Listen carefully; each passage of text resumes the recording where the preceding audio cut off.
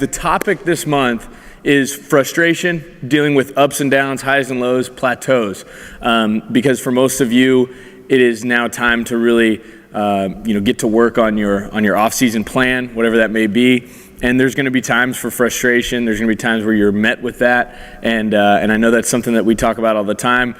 In your mindsets, you frequently talk about it, what frustration means, what it is, and really not having any tolerance for that, not from us to them, but for them and themselves. Right. Not having tolerance for that, and really how to combat that and overcome it. So I'll open it up with you. Yeah, well, it's the most common thing, and it will never leave you no matter what level. So, for example, LeBron James and Clayton Kershaw and Federer or the best golfers or the best ice hockey players or whatever, they're dealing with it. It's a human thing, right? And a matter of fact, it's in the elite levels of medicine or science or business. Frustration. I mean, being frustrated about the speed in which this is going. It's common. It's human. What I say to people all the time is a lot of times our young men will come in and go, you know what, Coach, I'm really frustrated. And what they really want me to do is they want me to kind of pat them on the head and rub them on the belly, not physically, but just kind of give them some comfort that it's going to be okay, and they'll be able to work through it. And that's really what they're asking. But what I tell people is this, especially my elite pitchers, frustration is not a skill. If it were, you can say, when you're writing out your resume, write out easily frustratable, and see how that works, right? And no one will want to hire you. And if you think about it, just put it on a personal level, right?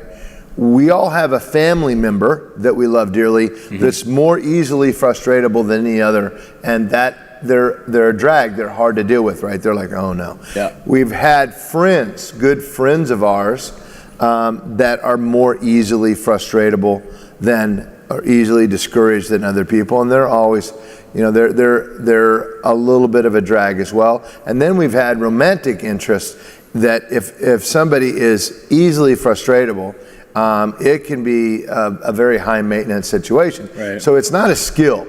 Actually, it's the opposite.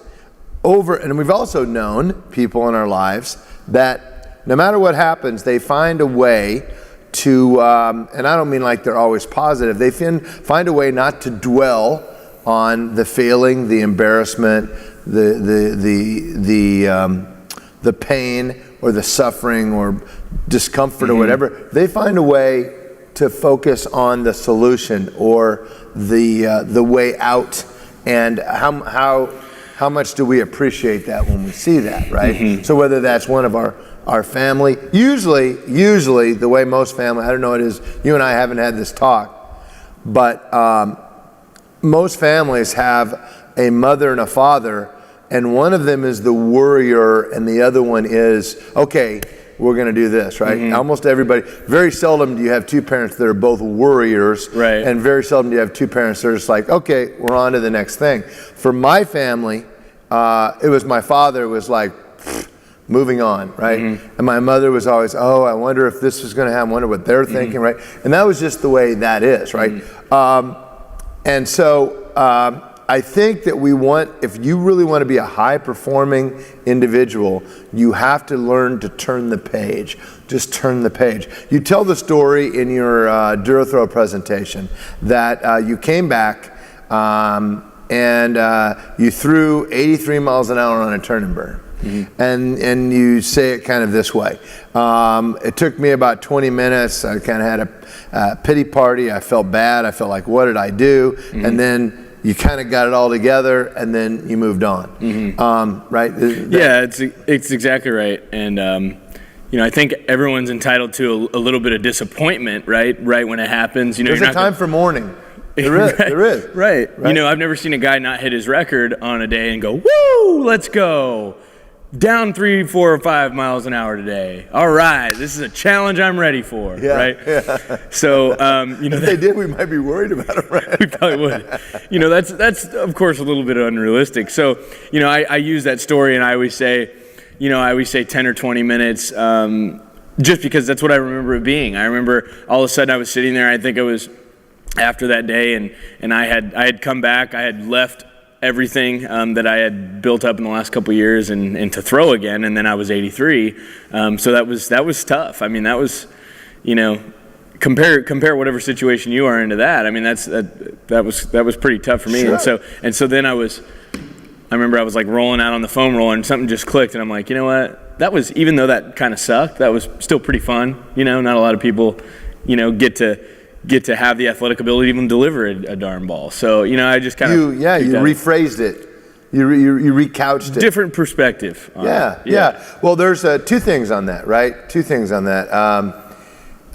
One of my mentors, and I haven't talked to you about him much, but his name is Dan Kennedy, and he's really probably one of my biggest mentors in the business realm. Mm-hmm. We all look for mentors in different things. Like we like to have mentors in our relationships, and we like to have mentors in our business, and we have mentors maybe in our diet, or we're looking for mm-hmm. people that can. Well, he's one of my mentors in business, and he said the dairy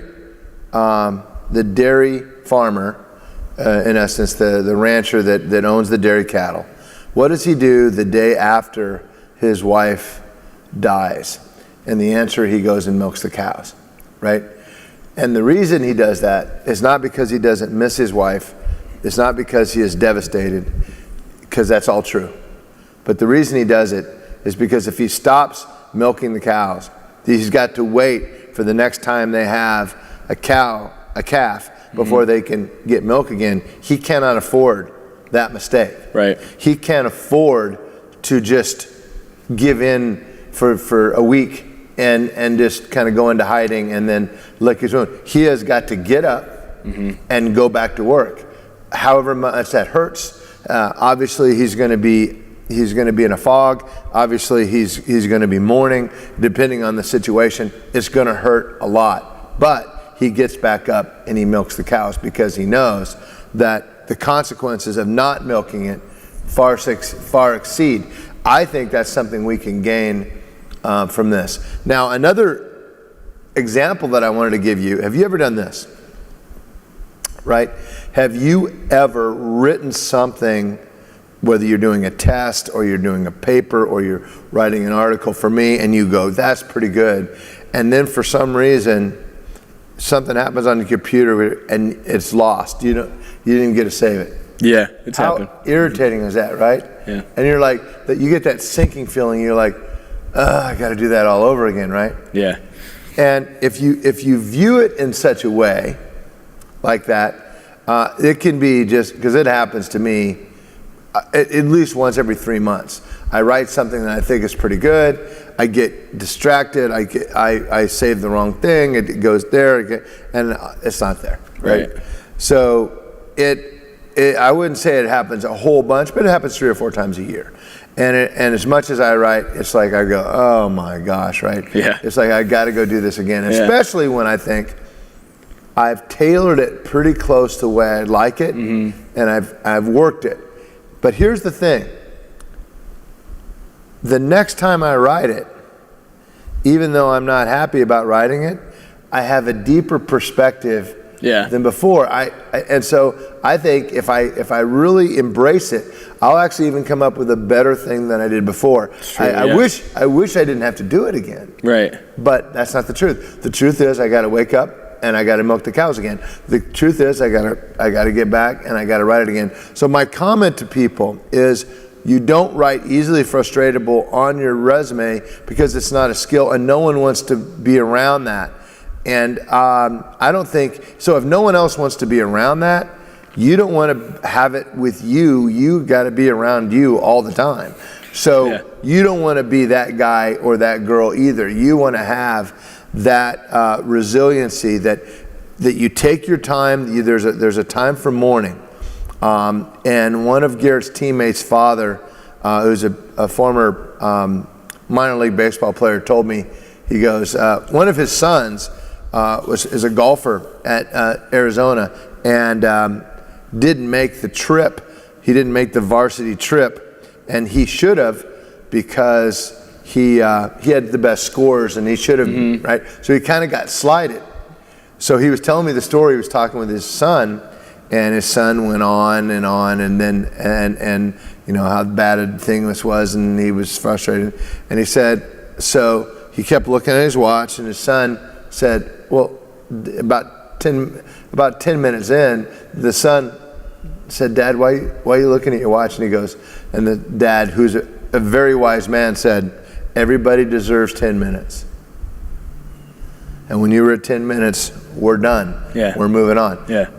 Everybody deserves 10 minutes. Yep. Right? There you go. So your situation deserves some time, just like you did. You went and rolled it out, and then I'm done. I'm moving on. There's no advantage to holding on to it, because that anchor, you got to let go of the anchor. You can't just keep marinating in that morning. And so the quicker I find if you and I watch often that lone survivor clip,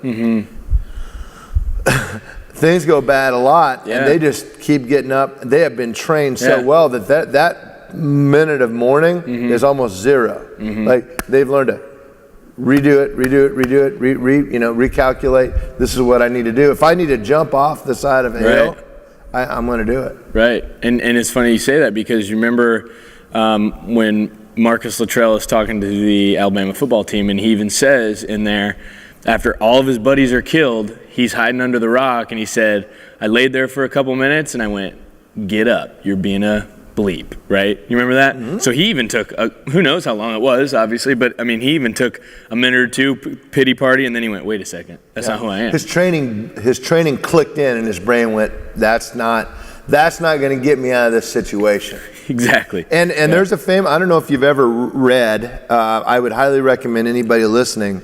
I was forced to read it in college, and it ended up to be one of the best books I've ever read. It was Viktor Frankl's The Meaning of Life. And what Viktor Frankl was a Nazi concentration camp survivor, right? And how he survived is that he pretended to be dead and went and jumped in with a pile of corpses and just filled in and waited for hours and hours and hours until the people left, and then he got up, and so he had to be naked in the in the group, and then escaped the Nazi camp. Wow.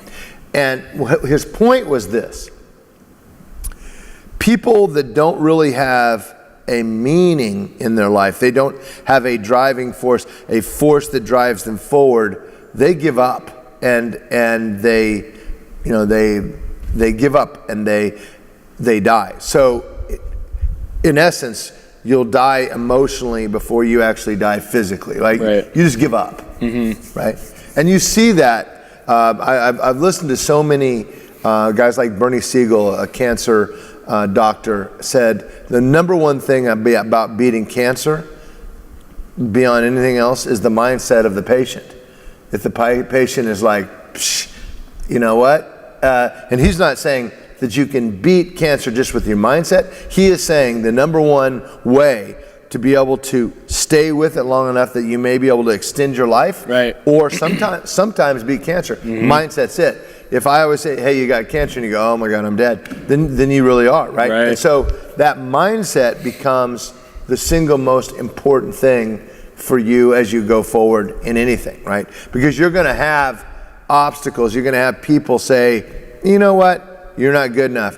You're fired, you're cut, you're not playing, and then what do you do with that? What do you do when you get that news? How resilient? So just like Marcus Luttrell, everybody around him is dead. What's he going to do? Well, the best way, and I've heard him say it personally, I've listened to Marcus Luttrell personally, he's been 10 feet away from me, and he said the best way that he could honor the fallen is to live, is to live, right? Yeah. The best way he can help his comrades, they want him, they were forged in adversity with the BUDS training program in the Navy SEALs, And if anything they're trained to do is adapt and overcome, and how he can honor those people behind him is to actually do that. And I think that the first thing, frustration, we need to realize frustration is a human thing. It isn't just you, and you're going to face it, not this time, just you're going to face it multiple times in your life. So you might as well, the greatest advice I could give you, might as well become really frustrated, resistant. You don't get, it's really hard to get you frustrated. It's really hard to get you discouraged. It's really hard to get you disheartened. Really, really hard. And the harder that is, the better off you're going to be. Right.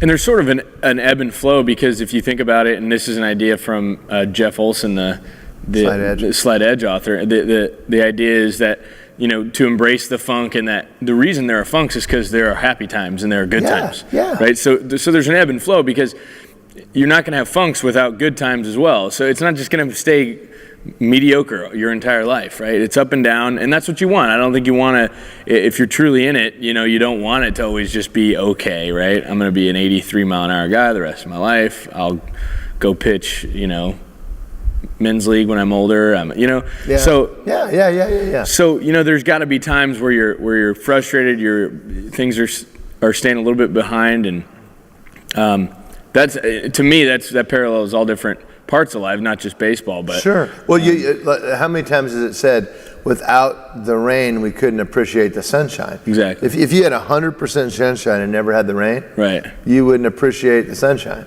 right?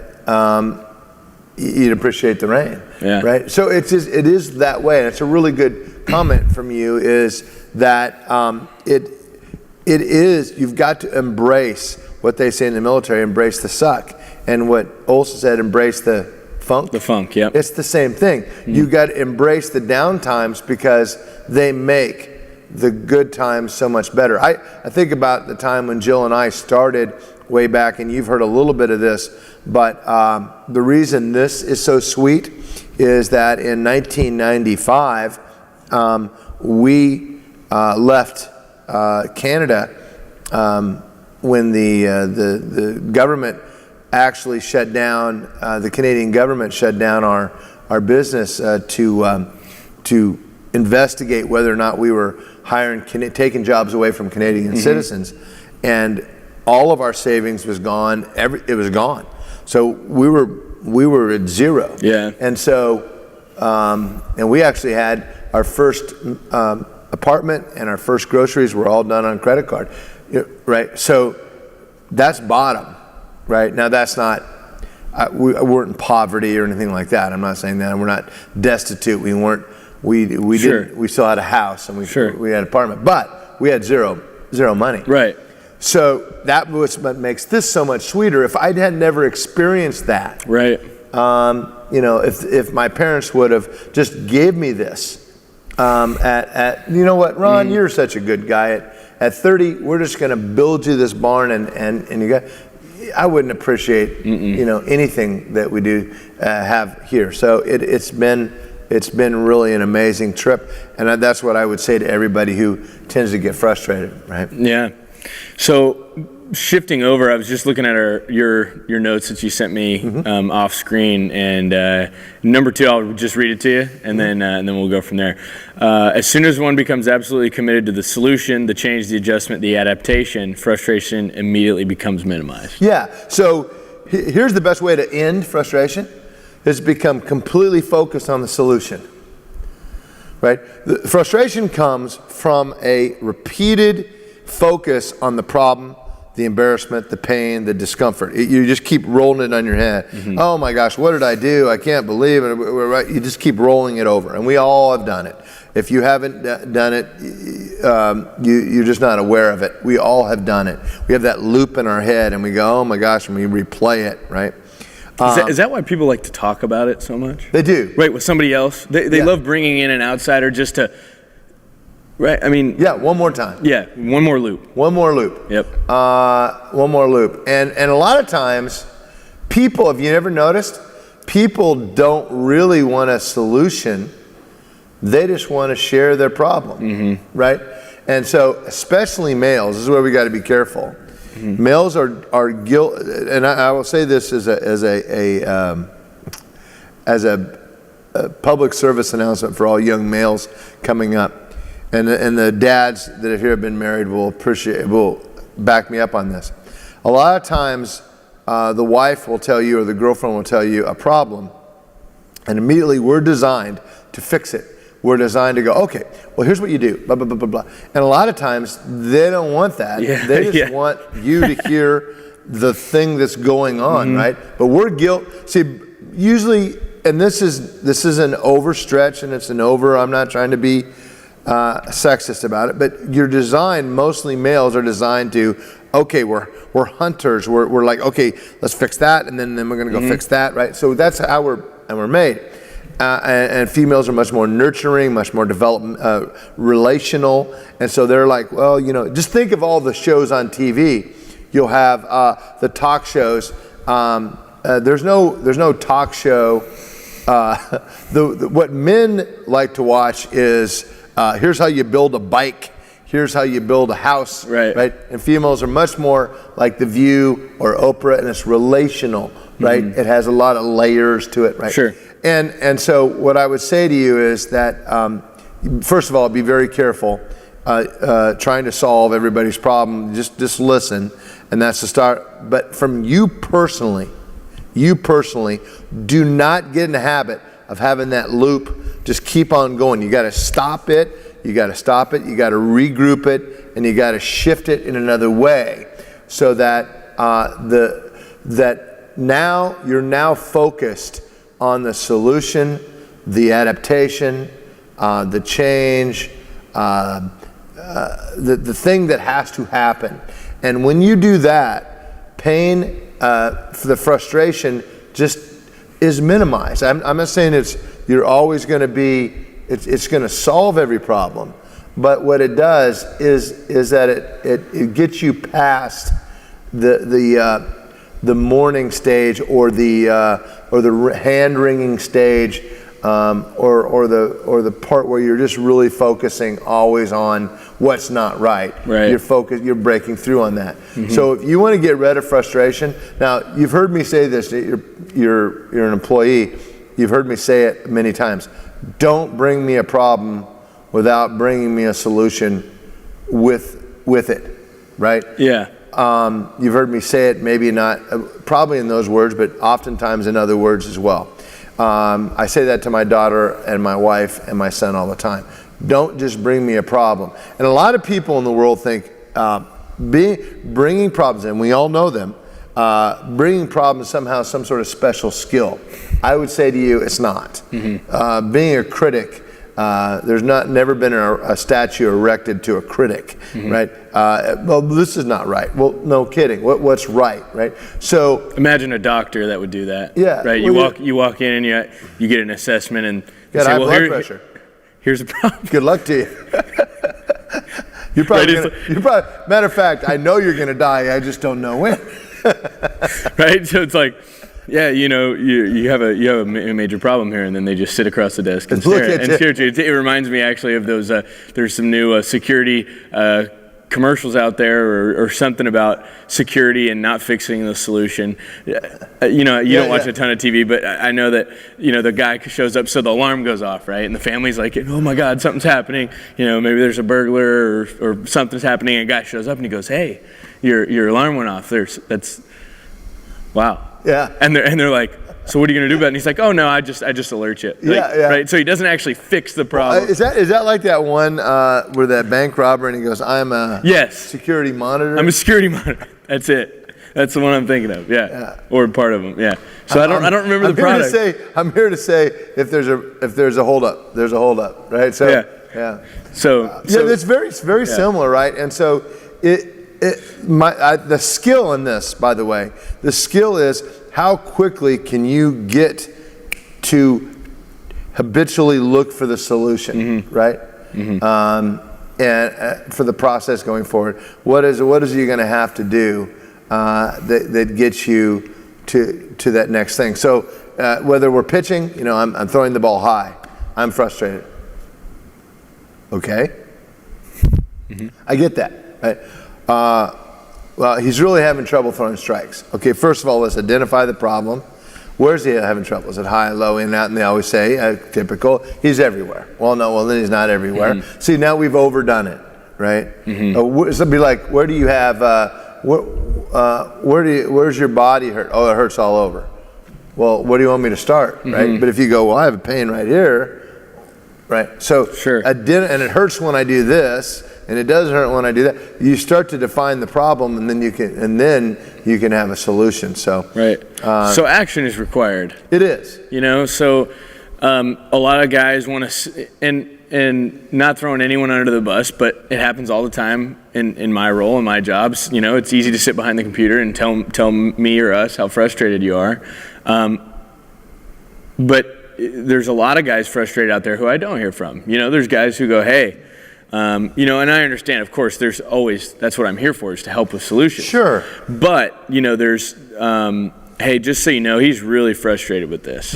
Well, of course, and I always bring it back, especially if it's a young athlete in high school, and I always say, hey, look, we had a couple major league guys in here last week that had the exact same problem. They had the exact same problem as you, and I'm asking you to do the exact same thing that we asked them to do, and there you go, right? And they know there's a long road ahead. So action is certainly required. Like you said, if you see a guy, you see it all the time down in the barn, right? He spikes 5 straight fastballs on a command trainer, and it's, oh my God, I'm so frustrated. And it's like, well, what action are you going to take? Well, and we always suggest first, obviously, change your sight, or do this, do that. Because if you seriously think that with action and a new goal or new intent, by changing, whatever that goal is, hey, I'm spiking them, I'm going to change my goal to throw this thing about 3 feet high.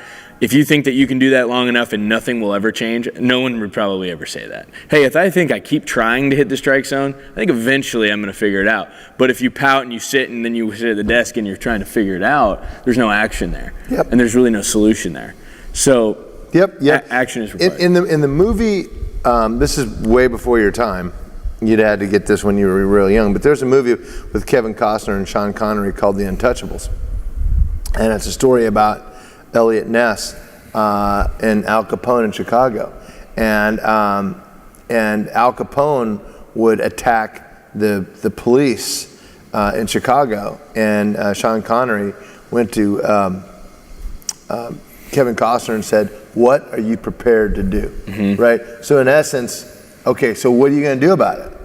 So what? What are you going to do about it? And I think that's what we should ask ourselves. Okay, this isn't going well, whatever this is, what are you going to do about it, right? So you don't make the problem bigger than it is. You don't make it smaller than it is. You just deal with it. It is what it is, and you deal with it at its merits, and you move on, right? Sometimes there's nothing you can do about it. A lot of times, well, here's the deal. Even if there's nothing you can do about it, you can change the way you process it. So maybe there's nothing you can do per se about a problem, but you can like when Marcus Luttrell was, 3 of his buddies were killed and he's under a rock in Afghanistan. There's nothing he can do that makes those guys come back or solves his wounds, right? He cut his tongue open. There's nothing he could do, but he can change the way he looks at it, and that's the powerful thing in that. Yeah. So wanted to parallel this to your last note was paralleling it to velocity enhancement and kind of the realization what it would mean if you never had frustration. So I'll read it to you. Plateaus are not only normal, but absolutely fact for 100% of all athletes. Yes, it is. Why? Let's say I throw 60 miles an hour at age 12, not unusual at all. I improve just 1% a month, increase in 0.6 miles per hour until I'm 20 years old. I would throw it 117, right? That's 1%. That would be a record. Now imagine if I throw 65 or 68 at that age, and I would throw, then at that time I would throw nearly 145 miles an hour. But how many people would say, hey, not much has improved, we've been here, not much has improved, we've actually gone backwards, right? Backwards is part of the process, would you say? Absolutely. you don't even, sometimes when you say those things, you don't even realize how absurd that position is. And then, it takes some time to really rethink that. Yeah. And if people look at windows like a week or a month, and they go, we've only improved. I've had this, this is the advantage of me doing this for so long. Mm-hmm. I've been doing it almost 25 years. And now it is actually, and I don't mean to be rude, it actually is funny to me. And I've got to catch myself, because the person that is telling me this does not have the advantage of my 20 years of looking back, right? Mm-hmm. They're new to this. So it would be, I have understanding that they can't possibly have, right? Sure. So I've got to be careful not to overreact. But they'll go, we have only gained a half a mile an hour this month. Well, if you did that till you're 20, you throw the fastest of anybody ever that's ever been on the planet. So I'd say that's pretty good. Yeah. Right? But they don't, what they want to do is they want to throw, see, and it gets to this, Ollie, it gets to the comparison game. The most dangerous thing I think we have, especially in our culture here, is we compare ourselves constantly to other people rather than compare ourselves to ourself, right? We don't turn inward, we turn outward. We're, the famous study that asked people, would you rather have a $400 million home, $400,000 home in a neighborhood of 250,000, or would you rather have $1 million home in a neighborhood that the average home is $4 million? And almost 73% would say they'd rather have, they just want to be better than their neighbors, right? And I think in that way I'm truly weird, because there's no doubt I'm taking the $1 million house, right? Because I don't have that envy of, like, if you drive in a truck, and you did, what was it, 2 years ago, a year ago, you brought in your new truck. 2 years ago, I was so happy for you. I think that's awesome, right? But there's some people that would go, well, does he really need that? Really? That's sure. There's an envy to that. And I think this comparison stuff has got to stop. So it's not healthy. It's not helpful. So you got a young man that's 60 miles an hour. And like I said, how many 12-year-olds are 60? A vast majority of them are 55 to 60 miles an hour, right? 65 miles an hour is above average for a 12-year-old, and 70 is way above it, and 75 is top 2%, right? So the 60-year-old compares themselves to the 75, and they go, geez, I'm only improving a half a mile an hour, right? So, and then this guy's still 75, so they don't realize, if they stayed on track, if they only focused on the slight edge, just focused on that. Yeah. When the day is done and both of them are 20 years old, they're actually going to be ahead of that guy. It's the tortoise and the hare thing, right? The tortoise. Why do you think our parents read that story to us, right? Yeah. Because the tortoise had consistency. Just steady wins the race, right? And the hare so fast goes off, sleeps. That story is repeated, in my opinion, hundreds of thousands of times every year. Right? Whoever is ahead today is not ahead tomorrow. I was just visiting with my wife. Funny that we're talking about this. I just visited with my wife last night. Jill is, as you know, really kind of paying attention to, this is Garrett's draft year, so she's looking at past draft years and all this sort of stuff. And it's funny, the person that was the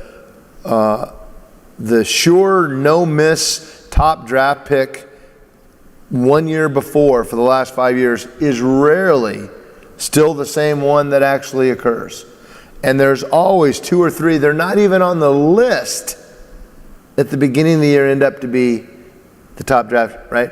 But if you only focus on today, and you don't look at it like it's a process, and that plateaus, of course, are going to happen. You don't go up like that. That's absurd, right?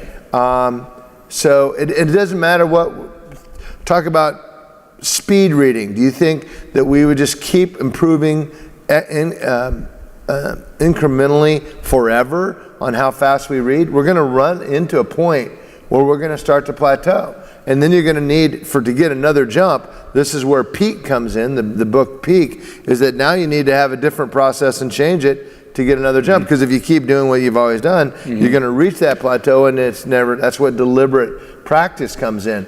But I see this comparison thing happen all the time. Oh, geez, this kid next door, and it's always been, it's a keeping up with the Joneses thing.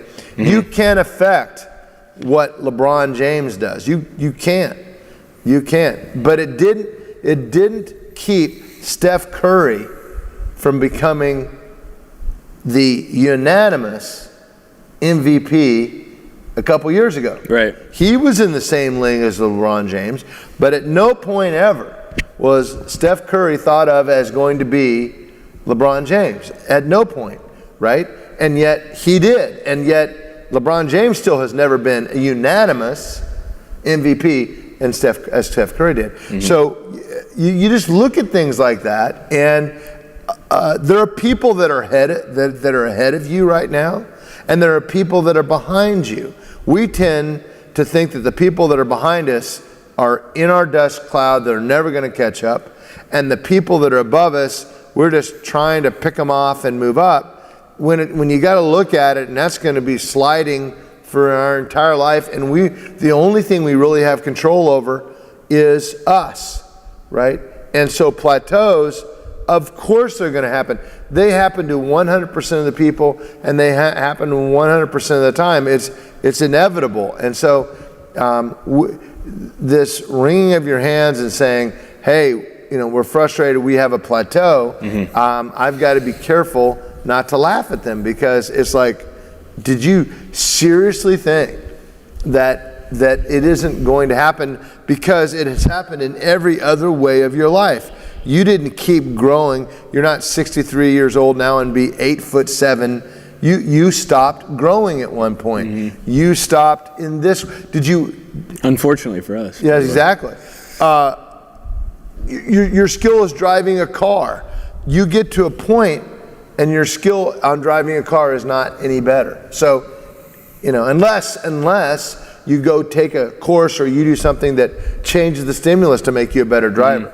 I get that all the time. Then experience is everything. Oh, really? Well, then 87-year-olds should be the best drivers, and they're not, right? So. And I like what he says too about doctors, and how just everyone thinks that a 50 or 60-year-old doctor is going to be better than the graduate. And he says that, and he talks about how there's a point in time there when they're in residencies and maybe started their practice or whatever. They are so intertwined in becoming a better doctor that they're actually the better doctors. And then those older doctors a lot of times don't continually practice at their craft. If they don't continually upgrade their stuff, they're not as good. Right. So that's, it's human nature just to coast. Right? I'm a doctor. And he actually says they get worse. They do. Yeah. They do. Yeah. They do. Well, think about it. If all you did, remember the comment that he said about Benjamin Franklin and his chess game, right? Yeah. He's such a bright guy, but he just kept playing chess and never learned from it, and he never got any better at chess. Yeah. Although on so many other things, he got better all the way through his life. He got to be a better writer, he got to be a better, right? But in this one thing, which he kind of loved, which was chess, he got no better at. So that just tells you it's not a capability thing. It's a what do you put in practice thing. Right. And if he would have just applied to chess the way he played the rest of his life, he would have been a great chess player, but it wasn't to be. Right. So same thing with let's take off-speed pitches, for example. Hey, my curveball's not so good, my changeup's not so good, what should I do? it's go out there and do it, right? It's go out there and you don't have to throw off of a mound and be full bore 60 feet 6 inches, but just doing spin technique, trying to tighten your spin, trying to see more break, trying to, we do it out here in the summer program. We did it with Garrett this summer, torque drills from 50 feet, just trying to get him to swing and miss, Find a teammate or a buddy that'll do that, get behind an L screen, trying to find someone to swing and miss, throw your changeup more in long toss, throw your changeup more in your drill work. That sort of thing. So there's ways to do that deliberate practice, right? But I have a hard time understanding sometimes why it's just that kind of that silver bullet or we hope it's. Einstein once said we all hope it's easier than it really is, right? We have this secret hope that we find the hack, right? We find the back door, right? Ooh, yeah, I like that. We find the back door, and then all of a sudden, boo, right? And Jocko Willink says there is no hack, not really. Right. There's acceleration. You can. Is there a perceived hack from the people that haven't done right? So let's say someone like Bryce Harper, for example. It's that quantum leap theory. Right. Bryce Harper. We didn't all see what Bryce Harper was doing when he was 5 years old in the backyard, hitting beans and hitting bottle caps. Right. And then we think that he found a hack. Right? Yeah. Well, it's the only way we can explain it because we don't want to actually think that it took that long and that right? We don't want to believe that, right? So it's just like it's like Roger Clemens was the third best pitcher and all of a sudden he burst on the scene. We just don't realize how long he had been working at kind of there, and for some reason he just clicked. And I'll tell you this, from a real perspective from our family, Garrett is a switch hitter. And I have always maintained that if he wasn't a switch hitter, if he had just picked a side, he would be better right now, considerably better. He's a good hitter, but he would be so much better. He would be an elite hitter picking a side. And so we had to be either all in and keep working until both those, it just took longer. It takes, switch hitting is a longer bake to cake. I mean, a cake to bake, sorry. It just takes a longer time for it to rise, right? It just takes far longer in the oven. And I'm just laughing. I'm sure Garrett would, if he saw me butcher that, he would. Well, let's get some. We'll do the Joe Madden around here. We'll get some T-shirts that say "Cake to the Bake." Cake to bake, right? So that's a really good idea.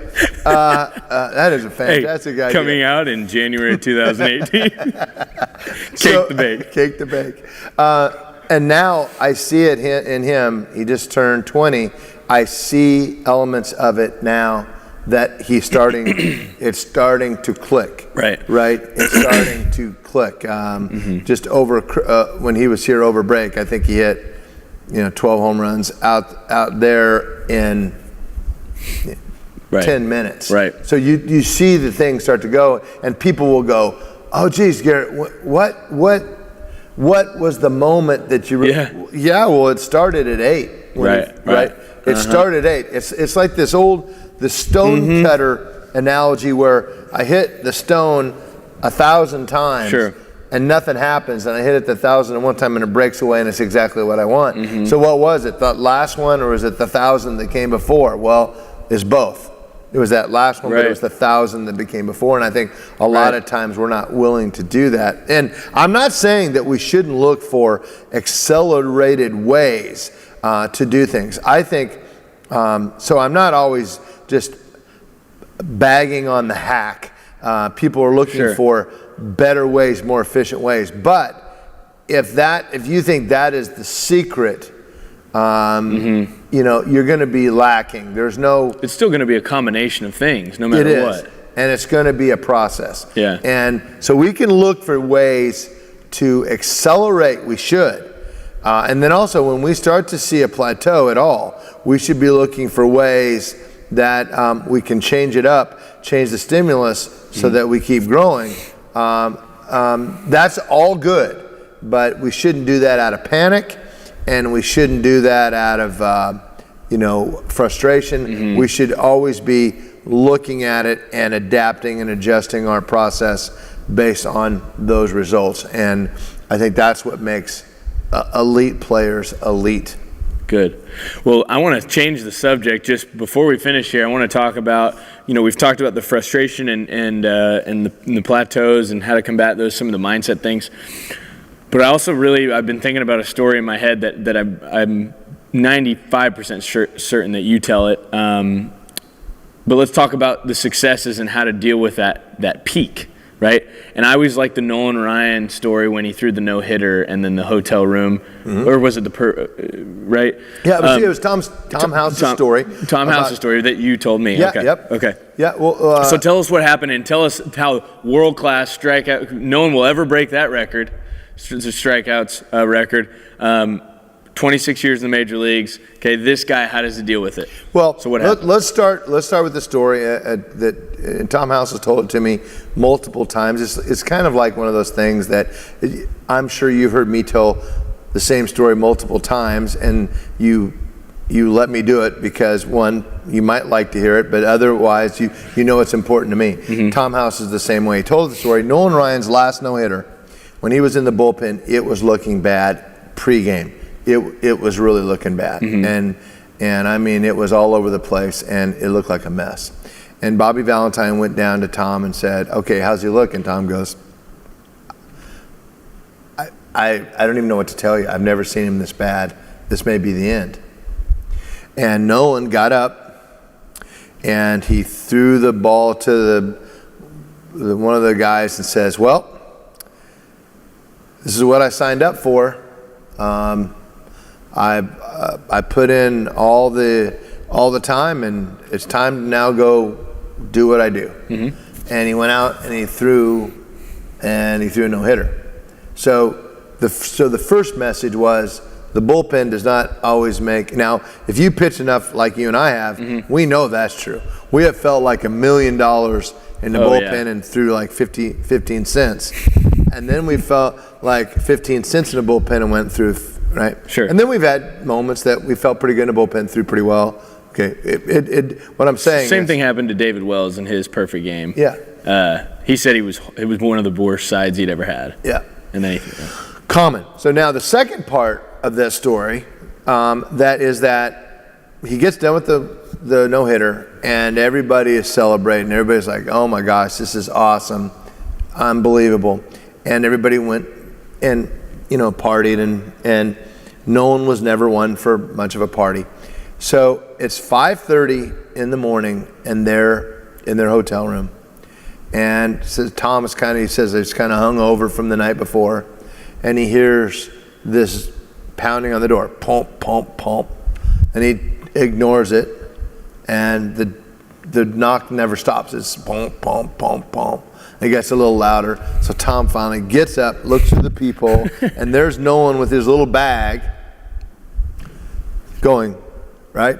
So Tom gets out and, his eyes, and he goes, "What are you doing?" And he goes, "What do you mean, what am I doing? It's the day after I pitch. Every time after the day I pitch, at 5:30 in the morning, we go work out. I do it. Get your stuff and let's go."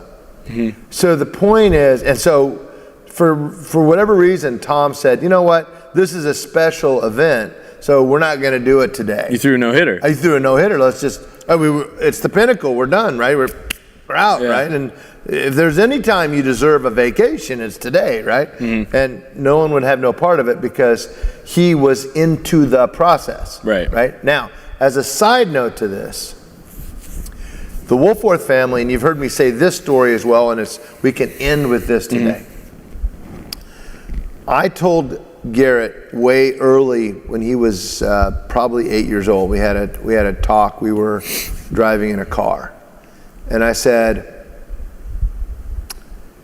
whether or not we were going to a tournament, and I said, here's what the Woolforths do. And I was talking about the process. I said, whether or not you are MVP of the tournament, right? Mm-hmm. Or you just stunk, on Monday morning, we go to work. Mm-hmm. So it doesn't matter what really happens Friday, Saturday, Sunday. Most people, when they're MVP, they rest. They take Monday off. They deserve the break. Most people, when they really stink, take Monday off. They need a chance to just kind of regroup and lick their wounds. What world-class people do is that they don't let the result that they just got affect the process. They know what the process is, they trust in the process, and they're committed and dedicated to the process. So on Monday, whether they were MVP or whether they were the worst player on their team, they get their bag and they go to work. Now, the power of that is that I know what I'm doing on Monday, Ollie. I know. So I'm not going to overstate my success. I'm not going to let my success corrupt me, and I'm not going to let my failure dishearten me. I am on the process, and that is when real, true professionalism comes in. That's when you become the person that the doctor, the accountant, the player, the husband, that you really can be counted on. Because no matter what happens, I can count on you. You're back. It doesn't matter if because things sometimes are going to go really well for us. Do you now all of a sudden think you deserve a vacation? Sometimes it's going to be really, really tough. Do you think you need to just take time to lick your wounds? Or are you just like, all right, let's get up, Marcus Luttrell, let's get up. Stop being let's go. Yep. Really good stuff, guys. So hopefully you got something out of that. If you need to watch the replay, keep watching it. Go back to it when times like these occur. Hopefully you remember, hey, I remember Coach Woolforth and Coach Katie talked about that. So always use it to go back and refer to. Good luck this off season. For us, we'll be in Italy here for the next couple weeks. So if you need us, I'll still be on the computer and things like that. But that's where we'll be if there's a little bit of that jet lag time there. But good luck the rest of the month. We'll see you next month, and let us know if you have anything. Thanks.